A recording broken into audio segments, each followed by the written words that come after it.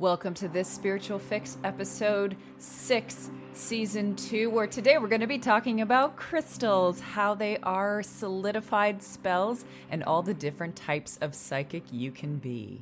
Stay tuned.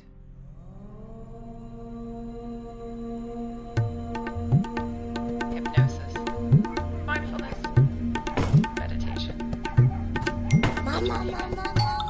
past life regression, RTT, spirituality. This Spiritual Fix. 2 mystical mamas hacking the self-help game. With Anna Stromquist and Kristina Wiltsey. Hello, Chris. Hey, Anna. How are you? I am good.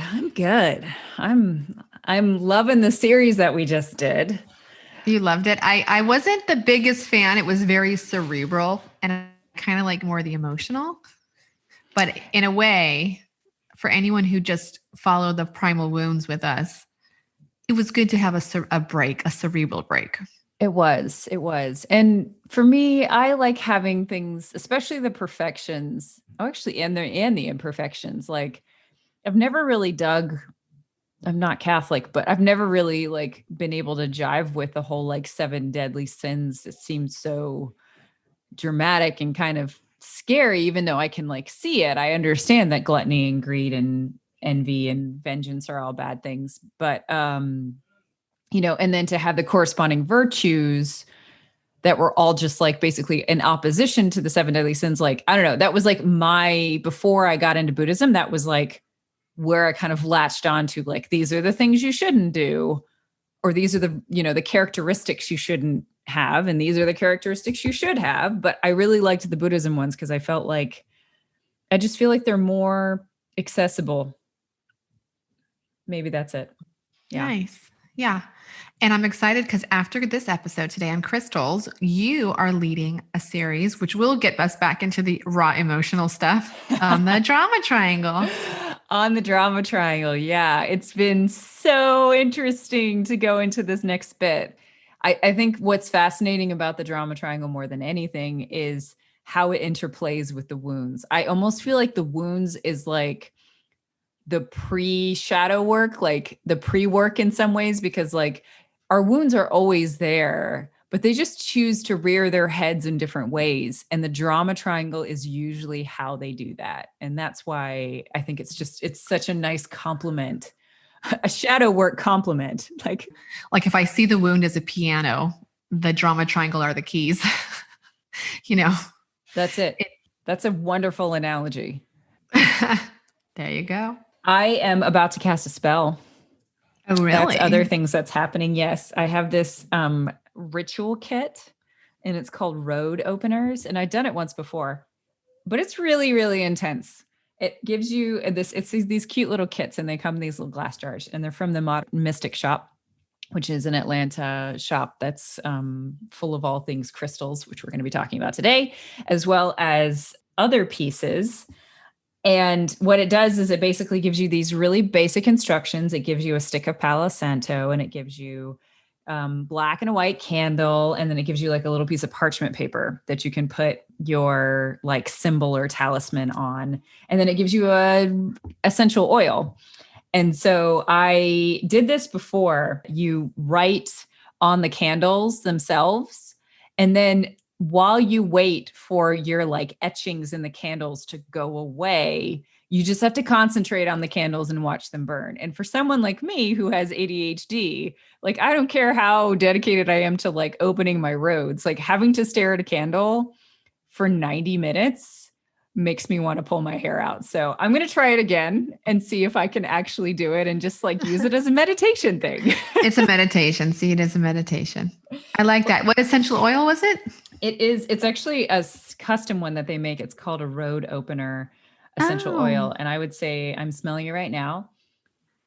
Ooh, it smells a little, I think it's got some patchouli in it and it's got some like frankincense and myrrh in it. Total side note. I'm one of those people who falls for internet marketing very easily. And I bought an extremely outrageously expensive diffuser And it does nothing when it compares to what I did today, which is what I do every now and then, which is I fill up a crock pot with just some water, some lemon rinds, and a few droplets, like the full dropper of lemongrass essential oil.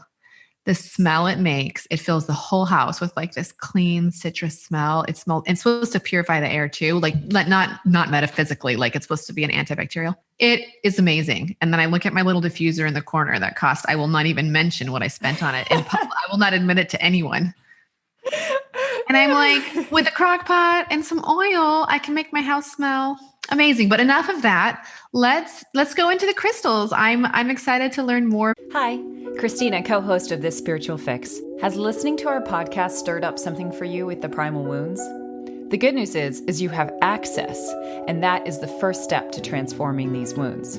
We created support packages to help you through this process, and they're available on our website, www.thisspiritualfix.com. These packages were designed by Anna and I, combining techniques and hacks from our own experience working through our own wounds.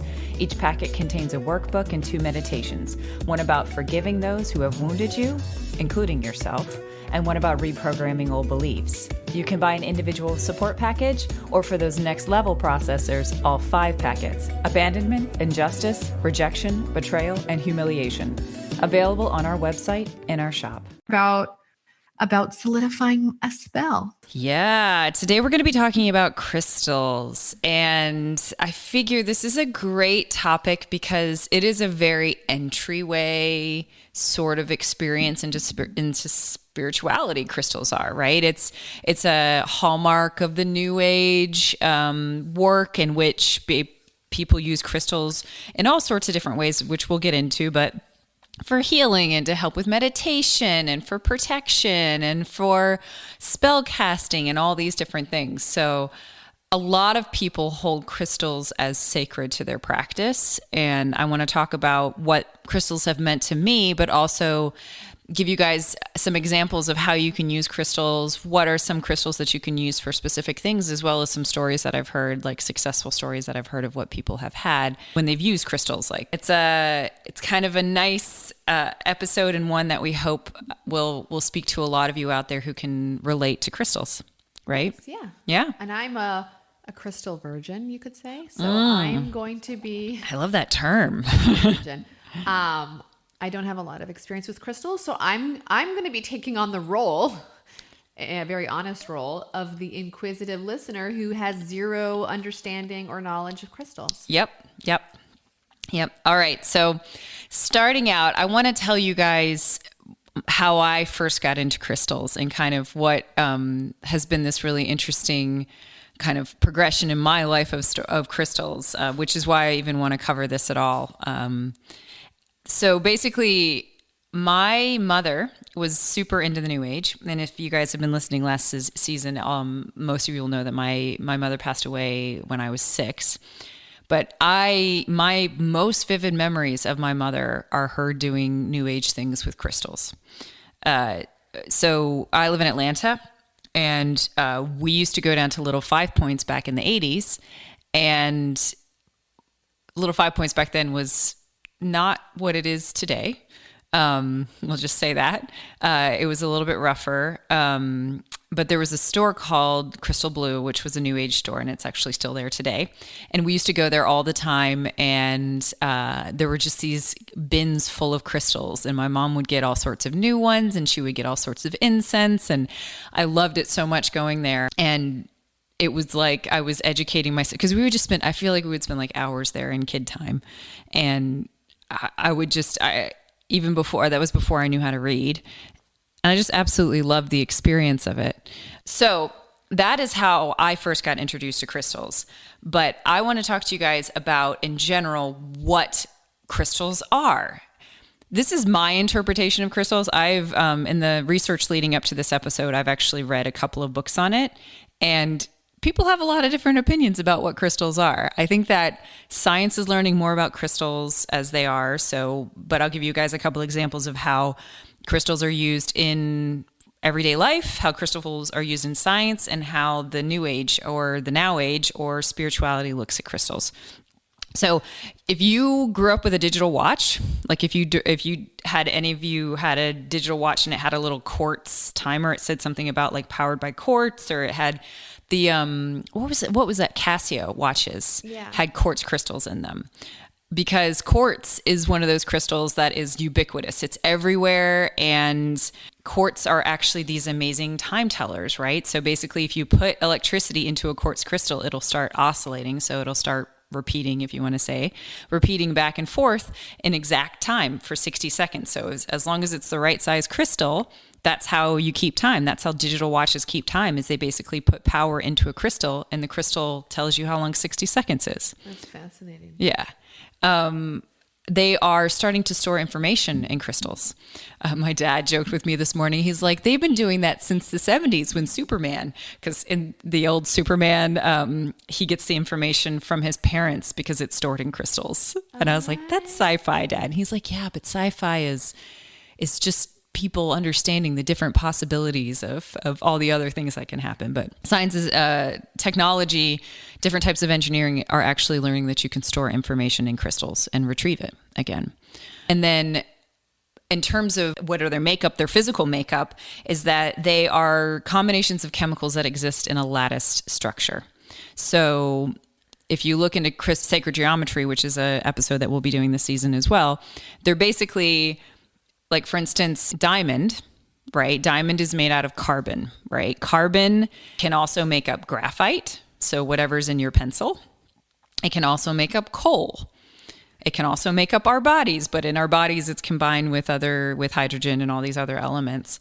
But, the interesting thing about crystals is that a diamond is just a configuration of carbon, in which case you can turn coal into diamond. So under very high pressure, all those carbons align themselves in such a way to create a clear crystal, right? And so that's why they're so amazing, because they're basically these structures that are capable of holding all of these sacred geometry and all these different things, but they have a lot of, I'll use the word fractal, but I'll basically say there's a lot of information when you organize and structure the basic building blocks of life, which are the elements, in such a way. And that's where you get crystals. So if it's anything more complicated than a diamond, then you can get all sorts of other crystals, different colors, different opacity. So it can be solid colored and you can't see through it, or it could be translucent so you can see all the way through it. Or you have precious gemstones, semi-precious gemstones.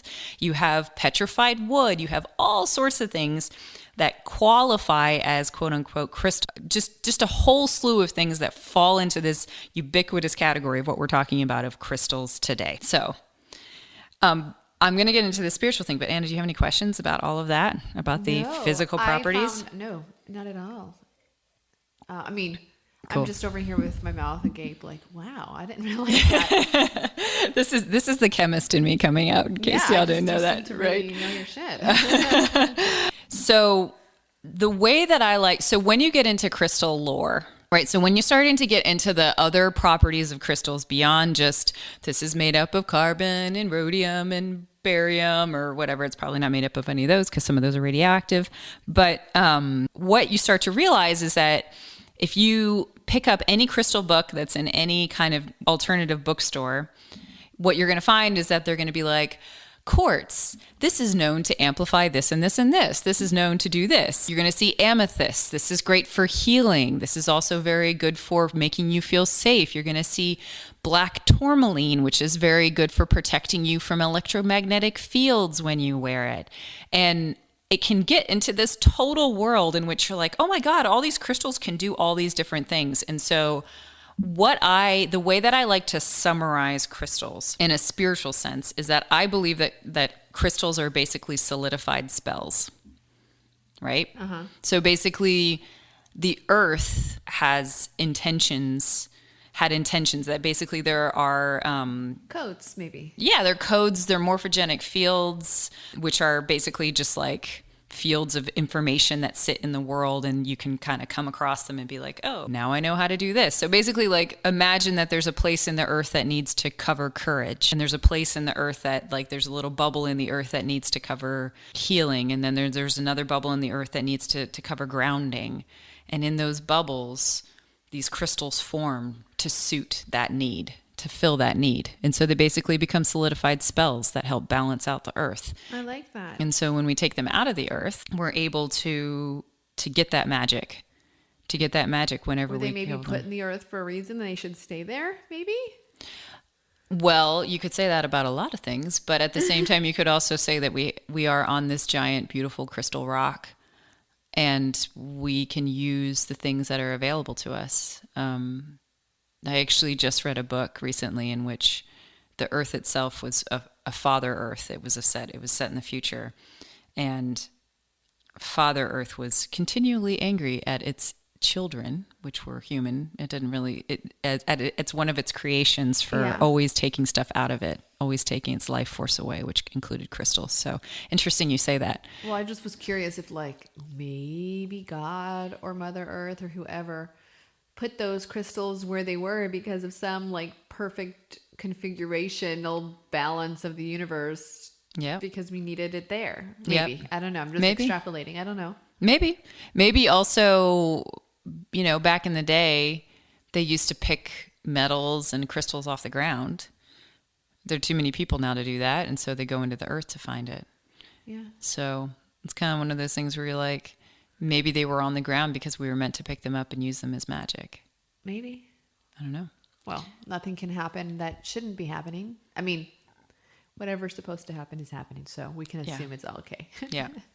Yeah. So as I see them, crystals are basically solidified magic. They're solidified spells, and they need to be treated, and I'll get into the end of like the best way to take care of crystals, but they need to be treated with that level of respect, I think, as well, that they are powerful.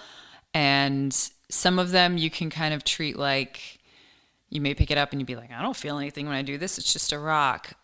But at the same time, the sensitivity and the receptivity to the magic that's within it is part of unlocking its magic, if you want to say that.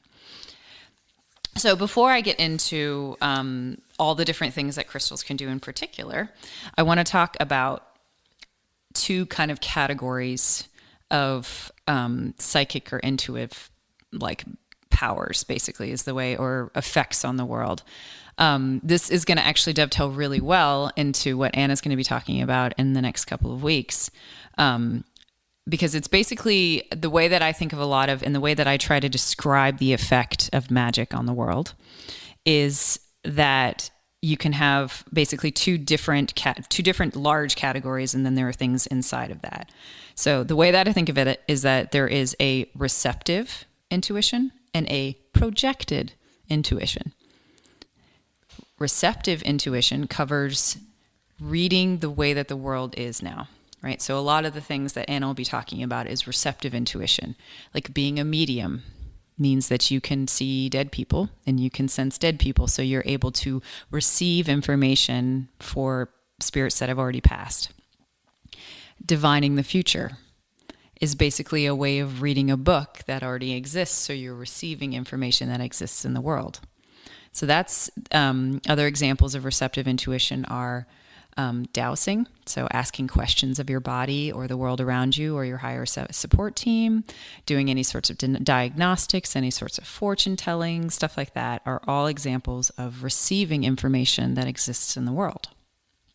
Projected intuition is using a force of will on the world around you. So it's basically changing the world around you with your intention, right? So that includes spells, that includes healing, that includes the more advanced yogic practices, which is like telekinesis, levitation, stuff like that. And those are all forms of changing the world around you with your manifestation is a great example of that as well. It's like you're basically asking the world for something, or you're, casting a spell or doing things like that. Would you call that even intuition? Wouldn't you just call that energy manipulation? Yeah, it's true. You could say it's basically projected psychic phenomenon. Like telekinesis or... Yeah. Okay. It's all the things that are psi phenomenon is an easier way to say that. A psi phenomenon. I see what you're saying. Why you categorize it into intuition. Okay. Yeah. I see. Yeah. So as we go, we're going to go over a couple of different categories of what crystals can do. So the first one is what I would qualify as a receptive intuition thing, which is that that crystals basically help us. They enhance the psycho-spiritual world. That is a bunch of garbled language, so I'm going to simplify that to say they basically enhance the unseen world or the subtle world, right? Like people's auras are an example of the unseen world. Any of the things that happen in feeling emotional energy coming from somebody, being an empath, those are all examples of you receiving and being receptive to the unseen world, and crystals can help you with enhancing that. That includes, one of the things that crystals are really, really useful for is dispelling blockages in the mind that may make it so that you can't sense something that's happening, it helps ground you. So if you're too much in your head and you're too much in the clouds, you can hold on to like a smoky quartz, for instance, and that smoky quartz will help ground you into the ground so that you're able to stay in your body and still have spiritual experiences. They will calm you down. Aragonite is a great example of something that will calm you and focus your mind. The crystals help significantly with concentrating the mind and with dispelling and calming stressed out parts of your body. So especially the emotional body, but also the mental body. So depending on what you're kind of aggravated in what particular area, you can pick up a crystal, and that crystal will help you to calm your mental body. So if you're having a lot of anxiety, for instance, it can help to calm that. Or if you're having a lot of negativity and you're feeling a ton of negativity, you can pick up a crystal and it will help you with that. One of the ways that it also helps with this kind of unseen world is that it helps with meditation. A lot of people use crystals in their meditation. We've talked a lot about Vipassana meditation in the past season, and that is a form of meditation that is kind of what I like to say is like kind of the school of the hard knocks, because it's like you're just using your breath. But there are a lot of different things that can help beginning meditators, and crystals is one of these huge categories that can help. I had no idea. Yeah.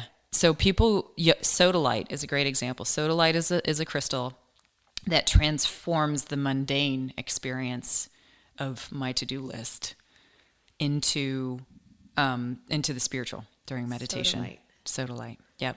So if you're having trouble kind of getting out of your head and getting out of this is what I have to do today when you're meditating, get a piece of sodalite. We talked in the divination episode in last season about crystal balls and using crystal balls to divine the future, and that is made out of quartz. Those are made out of quartz. It's so interesting you're doing that. We'll talk about that later. That was my dream. What? That I put quartz in my mouth? Was that we need to put them in our mouths. Oh, weird. Yeah. What? Yeah, I'm totally serious. That's why it's so cool that you're doing it. Yeah, so crystal balls are made out of quartz, and you could say that basically if you were in a dark fortune teller's tent and there's a light or a candle, that light is refracting through this convex ball, which is causing all these interesting lights to happen. But the actual mass of quartz itself is also amplifying the psychic experience, which is helping the person who's reading the crystal ball to see it. So you actually have a number of different actions happening to help someone who is psychic to use a crystal ball to divine your future. So the next category is talking about spells, force of will, or manifestations. I think a lot of people in the now age now, so again, you can go back to last season and learn all about the now versus the new age, but kind of the now age is the evolution of the new age, as I say, is that manifestation is kind of like a version of casting spells. Prayer is a form of casting spells. Spells get a really bad rap, and we have so much in our popular culture that denigrates and vilifies witches, which is so hard for me. Even my kids were playing a game the other day, and it was all about killing the evil witch, and I literally was like, had a conniption. I was just like, oh my God, I don't want my kids to learn that witches are bad. Where did they learn that? It was just in a game. Like it was just they just happened to pick a game that happened to have that as the storyline. Oh, like a board game? No, it was a video game. It was like a video game on their their tablets. Yeah. Anyway, so spells, prayers, manifestation practices, basically these are all what are called force of will, which is a projected intuition category. And this is a category that for a very, very long time, people have used crystals to help with these processes. In fact, if you go to the Modern Mystic store, which is a store in Atlanta, and they're online as well, they will sell you spell kits. And the spell kits will always have a candle. They will always have some sort of diagram, some sort of sacred geometry piece of paper. And then they'll always have words, and then they'll always have crystals. Right. So these 4 things that you need to basically cover any given spell, if you're actually doing a spell or even dabbling in spells, is that, you're saying it, you're creating, you're transforming it, which is the fire. You've written it down, right, which is the diagram, and you're using both the visual and the words, and then you're using the crystals to amplify it all and to really get that to happen. So, one of the ways that we do this in particular, and actually, because you're using spells that have been created in the earth 1 million years ago to help you, which is quite cool. So it's interesting because, I talk about how crystals are solidified spells. And I want to tell you guys a story. So when I was in India, everywhere in India, every single town has like a specialty, right? Like you can go to the miniature painting town, and you can go to, I think I've mentioned this before in the last season, you can go to the miniature painting town, and you can go to the tapestry town, and you can go to the pottery cups town, or the whatever. Like every single town has a specialty. So when you go there, you can go to all the different vendors, and they're basically all selling the same ware that's coming from their particular area. And when you go up to McLeod-Ganj, which is the town that's right next to Little Tibet, up in the northern part of India, where the Dalai Lama lives now. McLeod what? McLeod-Ganj is what it's called. They specialize in stones and in crystals. And so this was back in 2010. I had been with my Kiwi boyfriend for 5 years at this point. And we had been traveling together in India for almost 3 months. We were there for 3 months, and we were about 2 weeks from the time that I was going to leave and go to Turkey by myself. I was taking Tibetan cooking classes in Little Tibet. My boyfriend, he was at a crystal vendor. Like he had been sitting there all day. He loved to sit and drink chai all day with these vendors and just like talk to them about their lives and see all the best, most exciting and exotic things that were in there. And even when other people came in, he would just sit there quietly and drink chai and listen. And it was very much his personality.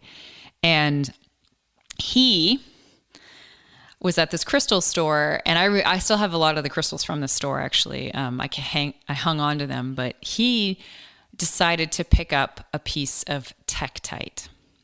And for those of you who know crystals, y'all will probably know where this story is going. But tektite is a form of meteorite. Let's just say that. So basically, tektite forms from a glass of the impact of a meteor and the crater, basically. And there are 5 main places in the earth where tektite gets formed. Moldavite, as you may have heard of if you are on Crystal Talk on TikTok at all, Moldavite is a form of tektite. It's one of the subcategories of tektite. And both of these crystals, tektite is more known for strength and things like that, but Moldavite is particularly well known for, the force of its spell in your life when you obtain this crystal is well known. You can go, if you go, I dare any of y'all, if you're on TikTok, to go look up Moldavite, like #Moldavite, and see all the people crying. Like truly, because Moldavite is known for causing, it doesn't just point out the things in your life that are going wrong. It gets rid of them, or that you're not supposed to have. So if you aren't supposed to be in your job anymore, you get fired. If you're not supposed to live in your house anymore, burns down. Like that's the kind of thing that Moldavite does, and and Tektite does that in a very similar manner. So It's an accelerator. it's an accelerator and it's a mover. It moves things and it changes things, and whether you're ready for it or not. So there are a lot more crystals that, like, I don't know. If you're like me, I'm like a weird person who's like, yeah, let's get that. I want to see. I'm ready to jump off cliffs. I'm a cliff diver. You know, when it comes to change, or I used to be more so. So I wanted to do anything that felt powerful. But when I came back to the store after my cooking class, and I saw that piece of Tektite around my boyfriend's neck, I literally was repelled with every ounce of my being. I've never been so strong. I've never had such a strong reaction to a crystal in my entire life. I was literally like, I can't even touch that. Like I felt sick to my stomach. I couldn't even go near it. I couldn't even go near him and he was just wearing it all the time because he just felt stronger when he was wearing it. And I was like, okay, well, this is a great example of a stone finding an affinity for a particular person and then repelling everybody else. But I was just like, I want nothing to do with this, right? Did you guys break up soon after? 2 weeks after. 2 weeks after this happened, I was in Agra and I was about to move to Turkey. And I was like, I'd been with him for 5 years and we had been through thick and thin and all sorts of different stuff. And I was just like, I can't do this anymore. And I broke up with him. I mean, I tried to break up with him. It's kind of a complicated story, but for all intents and purposes, I broke up with him. I broke up with him at the Taj Mahal.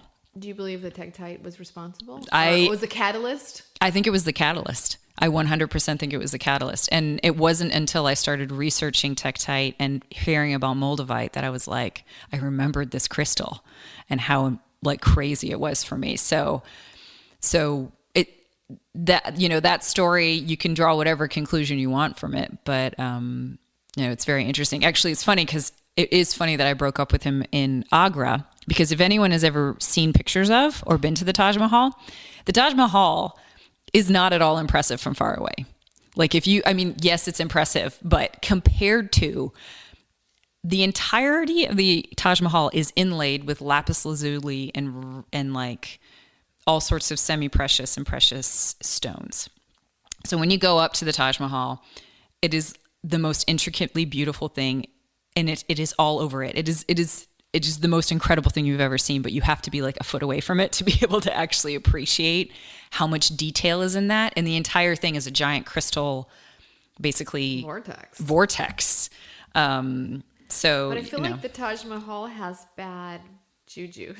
Well, that's the funny thing, right? Because the Taj Mahal is known for being it's a mausoleum, right? It's a mausoleum, and apparently the Sultan or the Raj, Maharaj who like built it for his wife, when the architect finished, I think he gouged out had the eyes gouged out of the architect and had all the hands cut off the workers, so that something this beautiful could never be like recreated. Right. But then that is just so freaking morbid. Like that's not a temple of love. But then the weird thing is that there's also another site, because there was supposed to be a second mausoleum for the guy. Oh. That was supposed to be it was all black. It was supposed to be the black mausoleum. Yep. And so that is an example of I just imagine like piles of hands, severed hands, and after that I just was like, I don't know. I mean, yeah, it's really intense. I've seen it, but when I was there, I was just like, the history of this, it just kind of left a bad taste in my mouth. Yeah, but it's obviously a place of change, because it was a place where I finally got out of a relationship that I was hesitant to get into in the first place. It was absolutely a part of my karmic experience, and I'm grateful for it, and I loved him for the years that I was there. But like, it was definitely, whether it was the Tektite or being within the shadow of a massive crystal vortex, I was moved to change. So other spells, other things that people use for spells sometimes is, I'm just going to give an example of citrine. A lot of people have heard of citrine. It promotes abundance. So usually when anybody wants to cast a spell about money, they always have citrine in it. Okay. Right? So that's another example. All right, so the next category that we're going to talk about with crystals. The first, just to refresh, the first one was to enhance your psychic powers. Yep. Anna. Yep. Second one was To cast spells. To cast spells. Yep. The third one is healing. Okay. And in fact, so the third version, which I'm actually listening to an entire book about right now, is about crystal healing. Healing is another form of projected intuition because you are affecting the world around you. You are affecting an outcome in a person's life. And that's why it's an example of projected intuition. There are a lot of different ways that we heal in our body, right? There's an example in the book that I was listening to of a woman who had a sore throat chronically for months and months and months. She went to an MD who specialized in alternative therapies. The MD put I don't remember what crystals, and it was a blue crystal on her throat and another one on her heart, and basically held energy in her head. The woman on the table started crying. She didn't stop crying for 10 hours. Like literally 10 hours, like something like that, like crazy. It was in the morning, and she cried until she went to sleep. And in the morning she was a new person. Wow. Because it just and she had no pain in her throat at all, right? Because the physical pain was manifesting an emotional, psycho-emotional experience that she was having. And the crystals were able to unlock that for her. A lot of the crystals that get used are for healing in particular. I mentioned smoky quartz before. It helps dispel negativity and fear and confusion. Azurite will help you relinquish harmful beliefs and see your true purpose in life, right? So if that's the kind of healing that you need to do. Amethyst often gets used for this.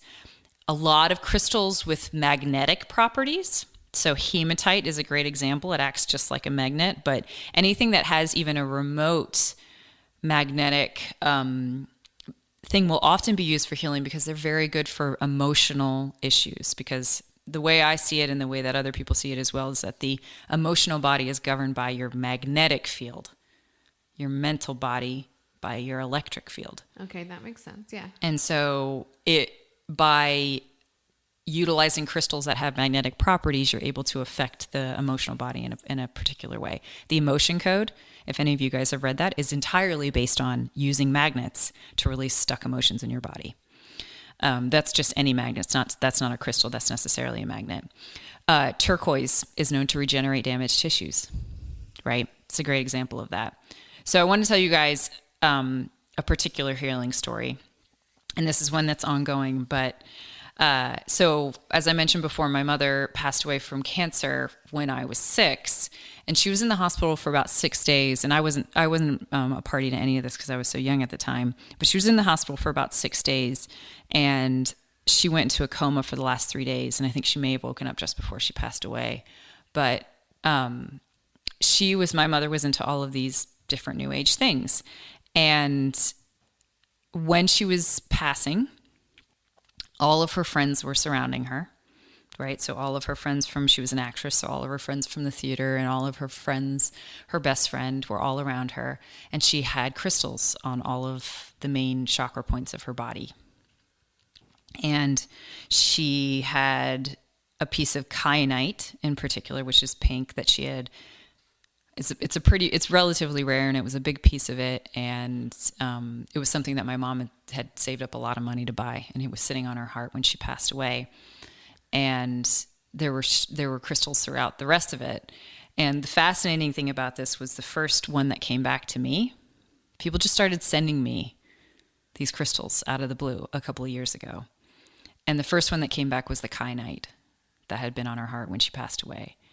And then next, somebody sent me, I don't know where they were on her body, but I got 2 more just in the mail, like from her friends. They just started sending them back to me. And so I'm like, I wonder if eventually I'll get I don't know how many there were. Like, I never heard that full story, but I think it was like there may have been 6 or 7 on her body at the time when she passed away.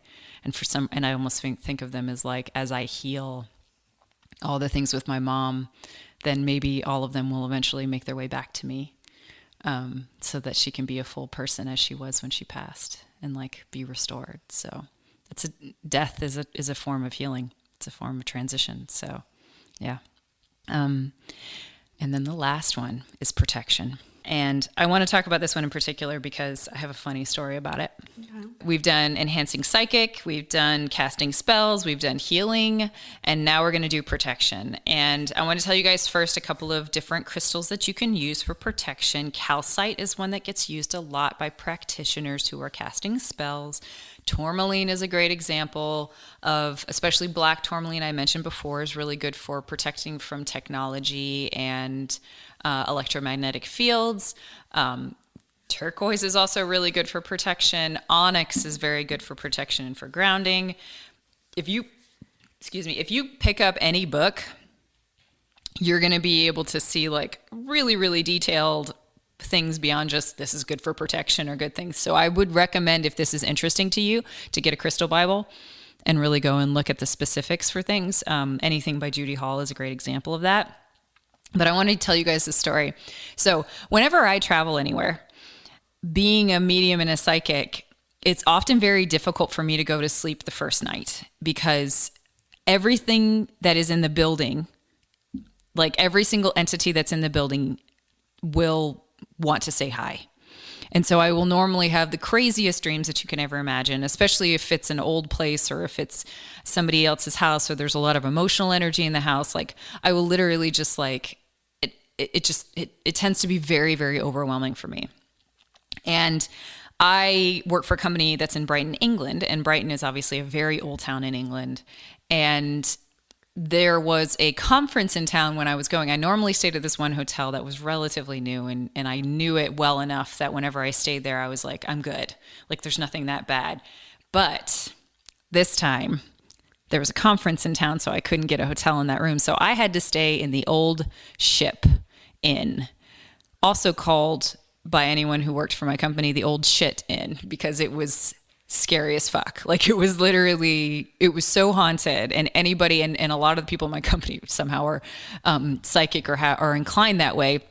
And everybody who stayed there was just like, there was so much creepy vibes. I had all these dreams when I was there. It was just like known to be this haunted place. So I'm like relatively afraid of flying because I've been in a fair amount of really scary plane situations and had in my dream of choice whenever massive change is going in my life is being in plane crashes. So I've literally probably been in 100 different plane crashes at night throughout the course of my life. And I've been in a lot of planes that have been in scary situations. So with the combination of knowing I was going to a haunted hotel and being a psychic, and the combination of having to take a transatlantic flight, I went and got a amulet to help me with this. This amulet was mostly made out of black onyx, but it also had a piece of, I think it had a piece of aquamarine, turquoise, and tourmaline on it. And it was known for being a protection amulet. And I cleansed it beforehand, which I'll tell you, I basically bathed it in moonlight. I put it in salt water. I bonded with it, and I charged it before I went on this transatlantic flight. And I wore it the whole time on the transatlantic flight and all the different traveling that I had to get down to Brighton. And I actually wore it to bed, which I normally don't do. And the first night I slept like a baby. It was the most amazing thing. The next night, I think I thought maybe I would be okay, or I forgot, or something happened, and I did not wear this amulet, and I didn't put up any of my other defenses or anything like that, like I would normally put up in a haunted place. And oh my God, the dreams that I had about this place were insane. And it got to the point where I basically recognized that there was a need to, that this particular hotel, like the dreams that came to me were basically all the benevolent ghosts in the entire place were coming to me and basically telling me that there was a slender man, for lack of a better word. It's the best example I can give. Very tall, skinny, very tall top hat, kind of demonic entity that was living in this hotel. It was living right outside the elevator, right on any given floor. And it was like it had a very Stanley Hotel sort of shining aspect to this hotel, right? Lots of dead ends, lots of corners, and lots of like repeated crazy carpet that is like really old.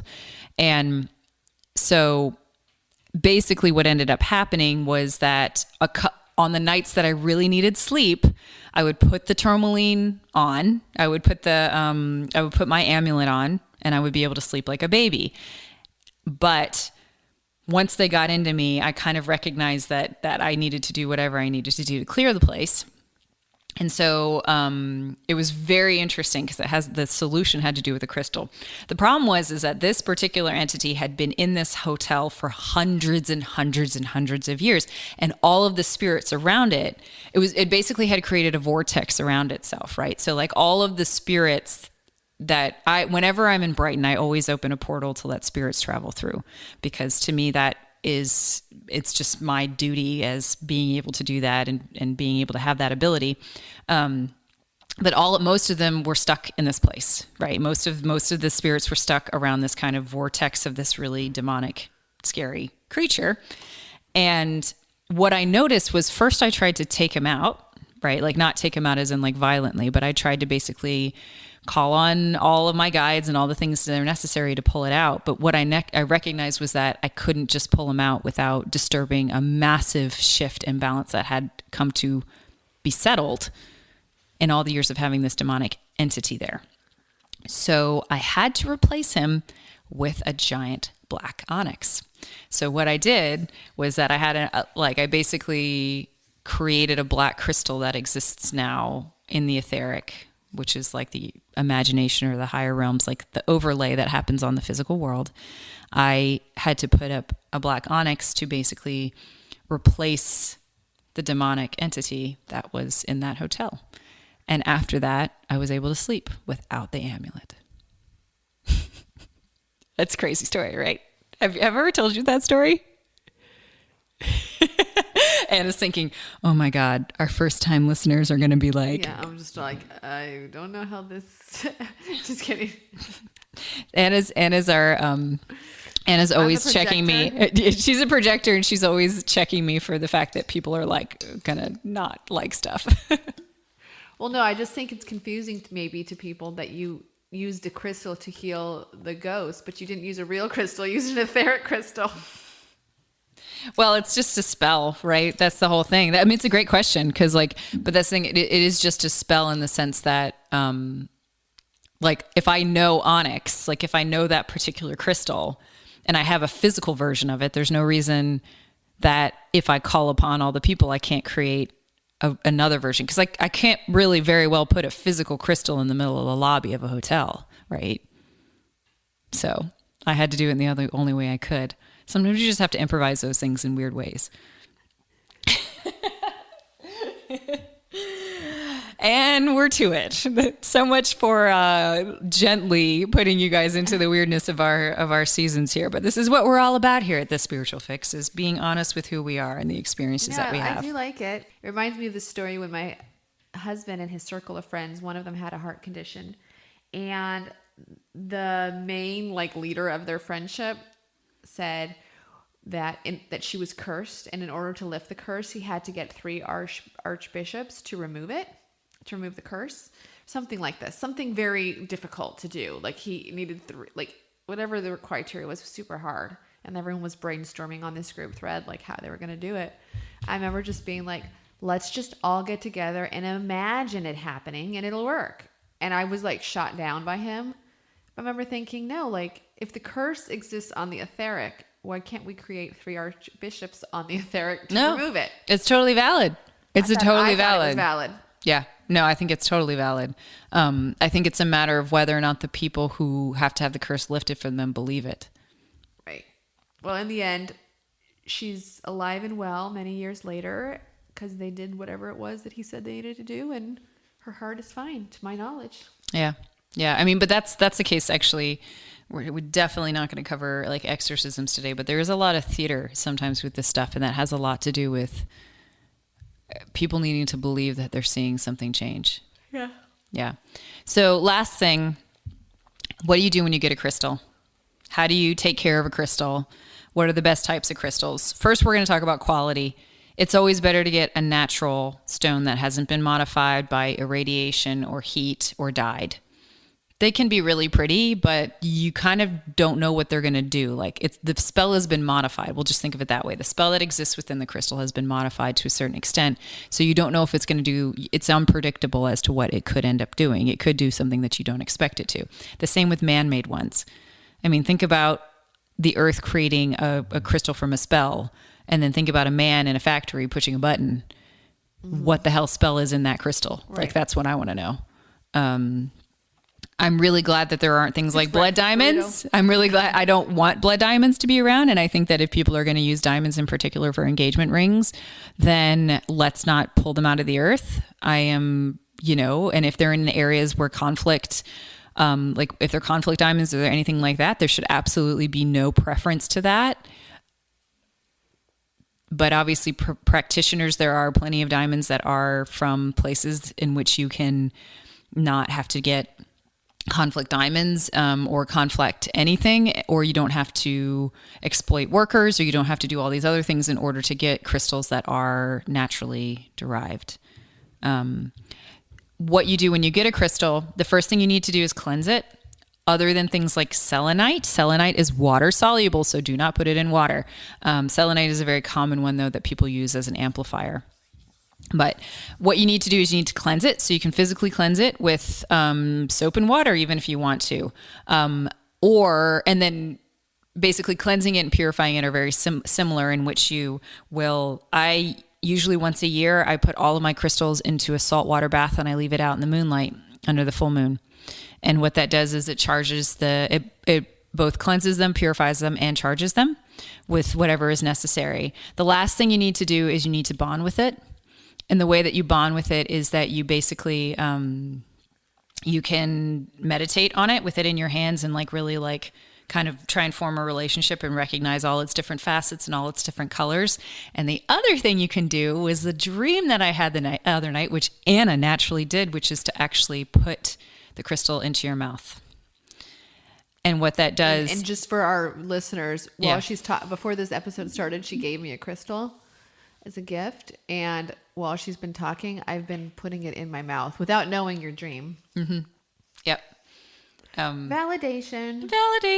Isn't that amazing? And what that does is that bonds it, charges it, does different things like that. The other thing that you can cleanse them with is a thing called Arshan, which Robbie, our shaman, who you will see if you haven't heard us talk about it before because you're new to season 2, then you will, and you'll definitely, if you go back to season 1.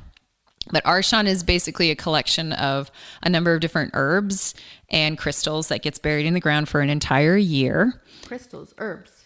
There's herbs. There are crystals in it too. Oh, we put crystals. Yeah, we put crystals in it. Yep. So you bury the crystals. And the crystals basically become amplifiers for the Arshan because they've been sitting in the. I think it was a vodka. It was vodka as a tincture. It's basically a vodka water tincture that you put herbs and crystals in, and then you bury it in the ground for a year. And when it comes out, it's totally capable of rejuvenating and feeding all of your tools, including your crystals, but not the ones that are water soluble. Put it in a spray bottle and purify your house. It's stronger than sage, is my understanding. Yeah, exactly. To do a.